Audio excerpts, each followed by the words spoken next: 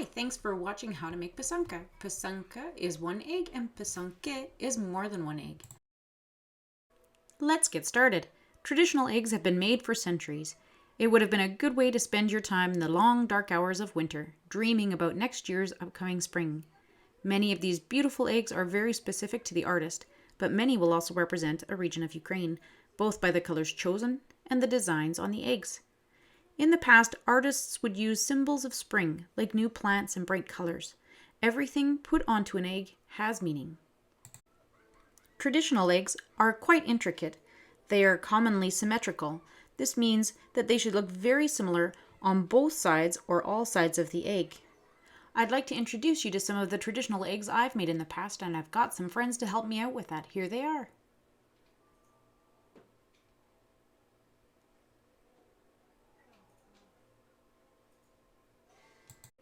Thanks, guys. Remember how I said that eggs might have some signs of new life, springtime life? It could be things like a chicken or a duck, but it can also be things like butterflies, or sometimes you might want to put some new plant life on there. One of the first ones of spring that you'll commonly see is something like the pussy willow. And you'll find those kinds of designs on the egg that I'm doing as a sample for you today, but there's also sometimes plants at harvest time. On a traditional egg, colors have meaning and the symbols on an egg have meaning too. For example, when Christianity became strong in Ukraine, many eggs featured symbols of new life. Churches, crosses, and 8-pointed stars. Fish were used to represent Christ. The colors used often represented long life and prosperity. Many artists use white chicken eggs, but goose and ostrich eggs are used too because they are larger or they can have designs that are etched right into the shell. Check out these beautiful eggs. Hopefully you're watching this at Easter, so it's time for some Easter giggles. How does Easter end? I don't know. With an R. Oh. Making traditional eggs can take a while to do, and it's an activity that is calming and fun for a family to do together. These are my daughters working with me today, and they started making eggs as young as 5 years old. My youngest with the really super curly hair there, she'll be using a book of egg patterns to help her out with her egg today.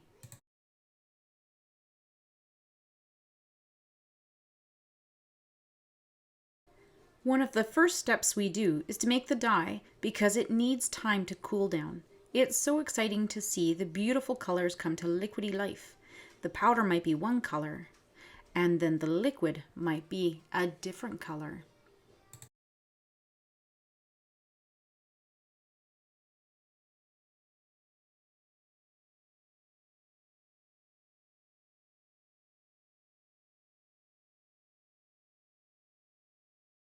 When we are making traditional eggs, we use a candle, so thinking about fire safety is important. Our long hair needs to be pulled back, and our clothing should not have long sleeves. When moving on, around, or reaching for something, we need to be careful and remember that we have a flame of fire to keep in mind. This is a kistka. This is what we use to put the wax onto our egg. It has a little funnel and a little pointy end where the wax can come out. This is a traditional style. These other ones in my other hand, the red, blue, and white, they're a new type of kiska. It still has a little funnel and a little pointy end. The red is the thick line, the blue is the medium line, and the white is a fine line. And we take this little glob of stuff, it's actually beeswax. We heat up our kiska in the flame. We don't need it to get too hot, just hot enough to melt the wax. We want to be careful for that end. And we're going to put it into the wax, and you can see that it'll fill up the little pot, the little funnel there, full of our nice hot wax.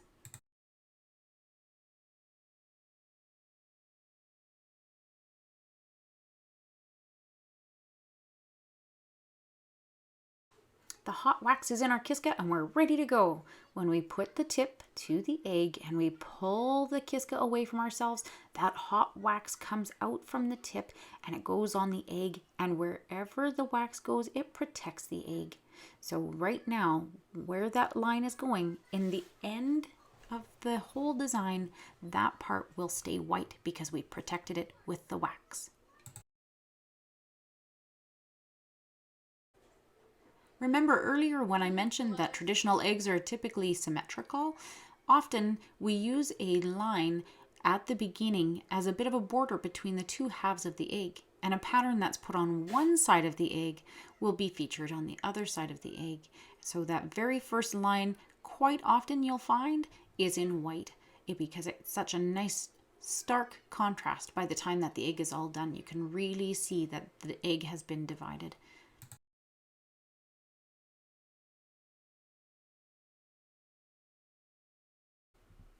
When we're designing our traditional egg, we want to be very thoughtful about the lines that we put on our eggs, because lines help us to define the border, but they'll also be included in the main design that's on the panel of our egg. So that you can have curvy lines and wavy lines, diagonal lines. You can put things in the lines like these little chicken feet. Look at how cute they are. The other thing we want to think about is what kinds of symbols do we want to have on our eggs. Maybe we want to have new plants. And even though these might look a little bit like a sun, they're actually supposed to represent spiders. We also want to remember about those fish that I talked about earlier, or maybe we can have some of these types of patterns as well. If you want to have a big animal like a deer, I'll show you how to draw one. Watch this.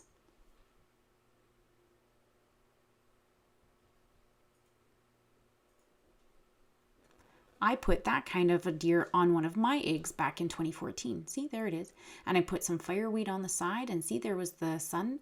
And here's another egg that has some extra nice pussy willows and some spiders on it too.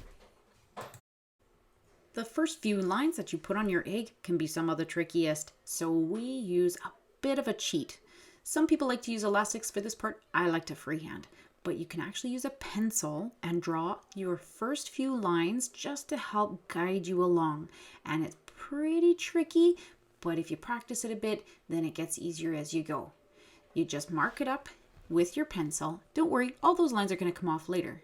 And then you actually can draw right from one spot to the other spot and make yourself a nice straight line and get your egg ready for the wax.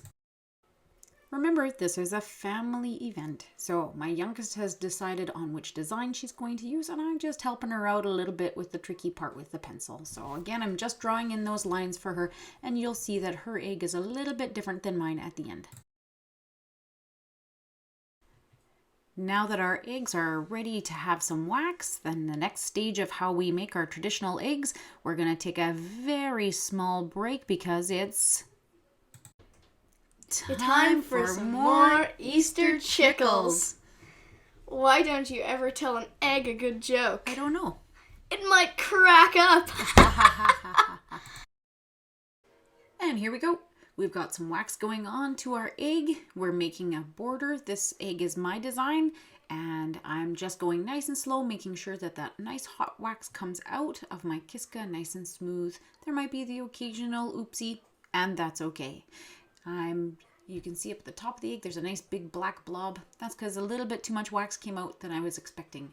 But no problem, we'll get it to fit in the design and it'll look just fantastic at the end.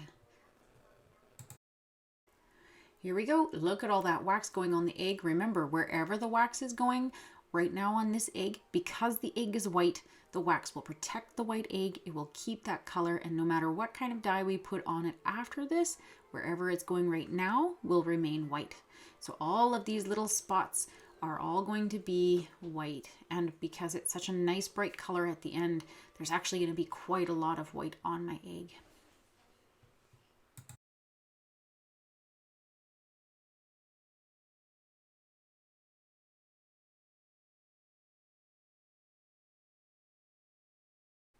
So I've done one side of my egg, and now I have to do the other side of my egg, and it will all be the same design so that it's very symmetrical.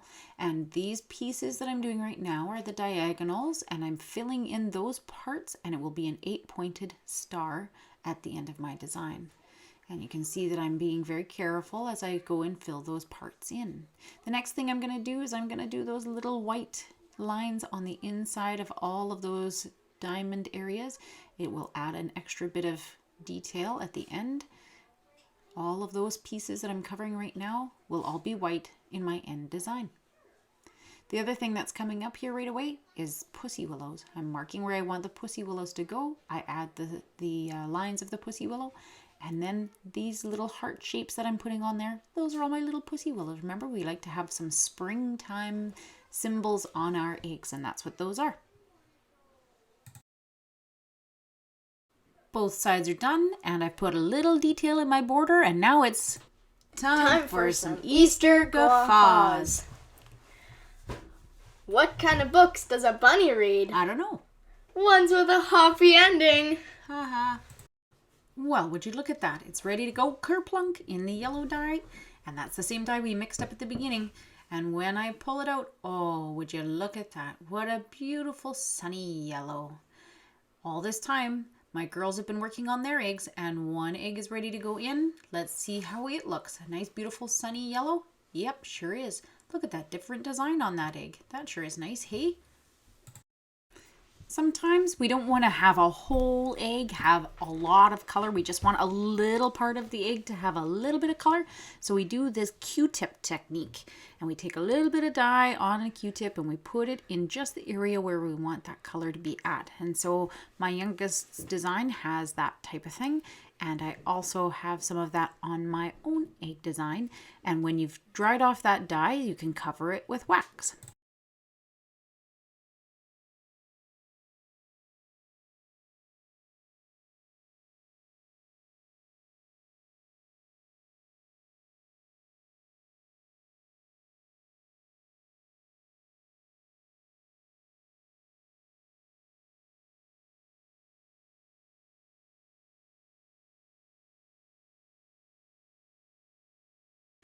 Look at this, my egg is really taking shape.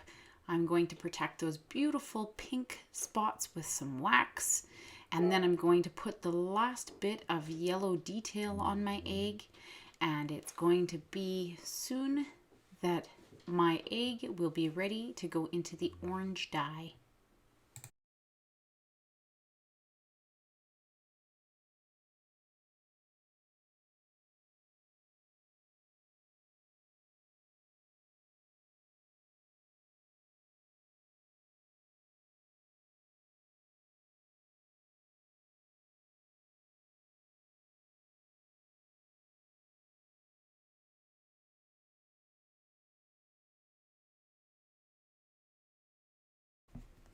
Oh, hey, Mom, have you heard this one?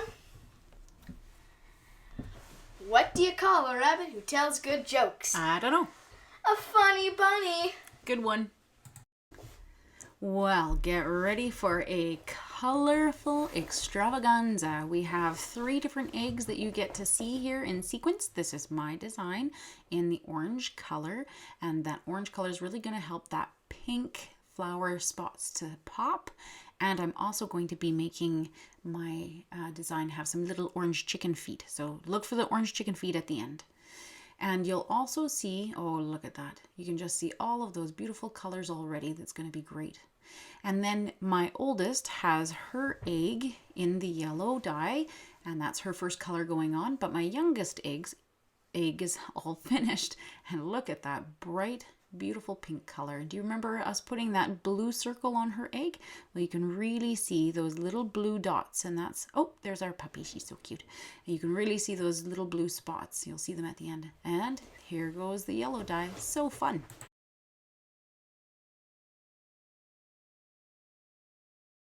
Wow, those eggs are shaping up to be so lovely.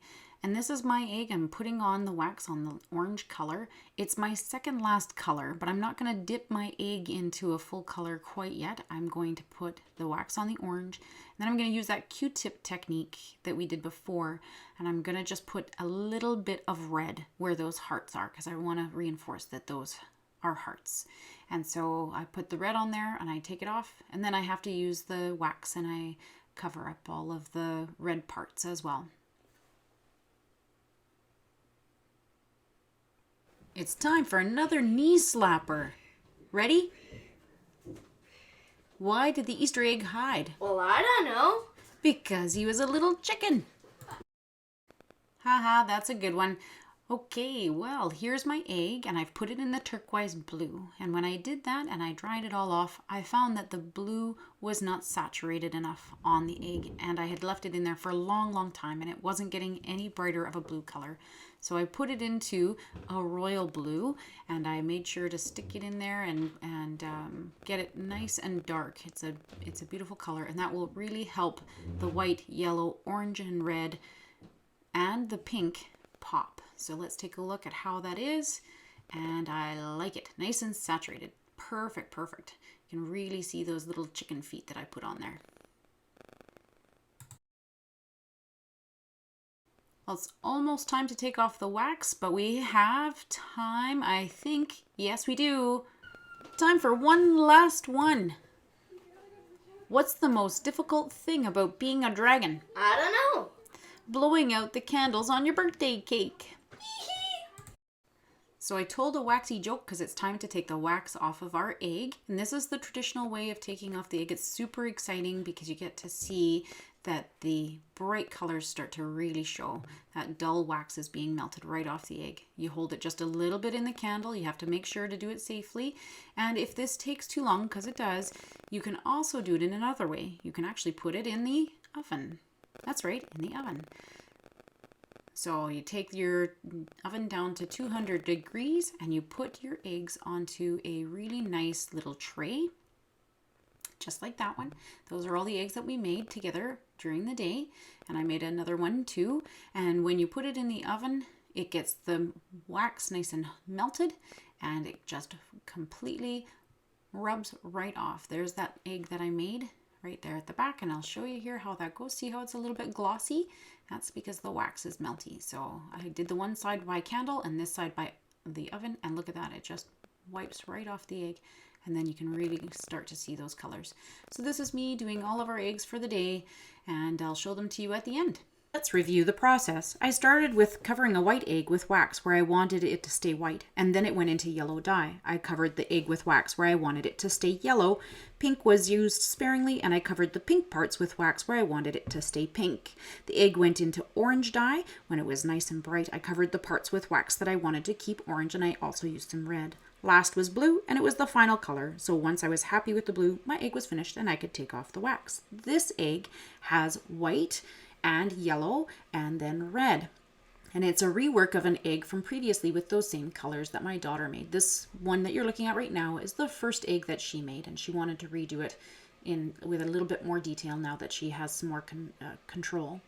And this egg would have started with white, and then it would have been dipped in the yellow, covered with wax, dipped in orange, covered with wax, a little bit of blue covered with wax, and the final color was a gorgeous, bright, brilliant pink color.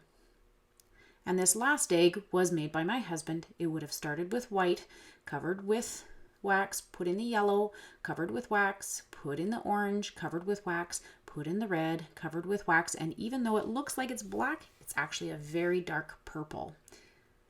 This is a special egg of a Ukrainian dancer girl. She is both of my girls are Ukrainian dancers, and so all of those are the ribbons that they wear when they are dancing. And this is very much a dancer who brings the bread out to welcome the audience at our spring concert. That's what this egg represents. So it was me giving a little bit of a fun try to something a little bit different. They look great, and thanks guys for helping me make eggs.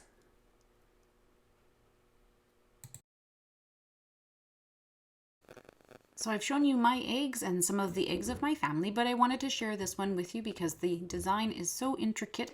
This was made by somebody else and it was gifted to me, so I'm not sure who the artist was. But this was a really delicate egg, and they've put it on a diagonal, so I wanted to share that with you.